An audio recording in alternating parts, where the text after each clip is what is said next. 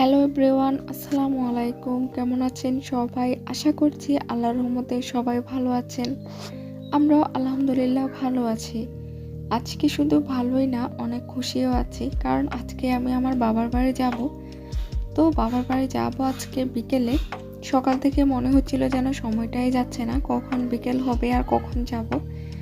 তো এখানে আমি আয়রার জন্য 2টা জামা নিয়ে নিয়েছি, কারণ আমি তো থাকবো না। আজকে বিকেলে গেলে কালকে বিকেলে আমাকে চলে আসতে হবে। তো এই তো বাবার বাড়িতে চলে আসলাম। পরের দিন দুপুরে আমি আমাদের বাজারে গিয়েছিলাম। তো আমাদের বাজারে গিয়ে কিছু টুকিটাকি কেনাকাটা করলাম, কারণ শ্বশুর বাড়ি থেকে তো আর কোথাও বের হওয়া যায় না। কোথাও বের হতে হলে অনেকজনের পারমিশন নিতে হয়। তো এতজনের পারমিশন নিয়ে হয়তো কোনো সময় যেতে পারি বা কোনো সময় পারি না। তো তাই ভাবলাম যে কিছু কেনাকাটা যেহেতু থাকে, ওইগুলো বাবার বাড়ি থেকে নিয়ে আসি। তো বাবার বাড়িতে গিয়ে আমি এখানে একটা ওয়ালমেট আর একটা ফুলের টব নিয়ে নিলাম, সংসার সাজানোর জন্য কিছু টুকিটাকি জিনিস আর কি। সব মেয়েরাই তো চায় যে নিজের সংসারটাকে সুন্দর করে গুছিয়ে রাখবে। তো আমি একটু একটু করে চেষ্টা করছি নিজের সংসারটাকে সুন্দর করে গুছিয়ে নেওয়ার জন্য। তো এই যে ওয়ালমেটটা দেখছেন, এটা কিন্তু মাত্র 99 টাকা। আর এখানে এত সুন্দর একটা ফুলের টব, এটাও কিন্তু 99 টাকা। আর আমি এখানে 2টা জামা নিয়ে নিয়েছি। এই জামাগুলোরও কিন্তু অনেক কমই দাম, কারণ এগুলো 2টা জামা আমি নিয়েছি রেডিমেড, তাও আবার দুইটা জামা 1200 টাকা দিয়ে।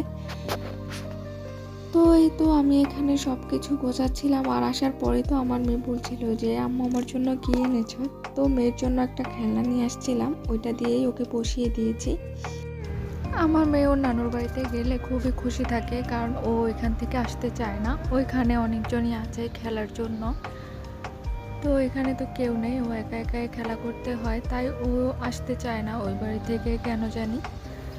তো কি করব, আসতে তো হবেই। তো এখানে আমার আব্বু একটা গাছ লাগিয়েছিল, কুমড়া গাছ। তো ওইটাকে আমি একটু দেখছিলাম, যে আমার আব্বুর একটা শখ যে গাছ রোপণ করবে। তো আমিও ওইগুলার একটু সেবা যত্ন করার চেষ্টা করি।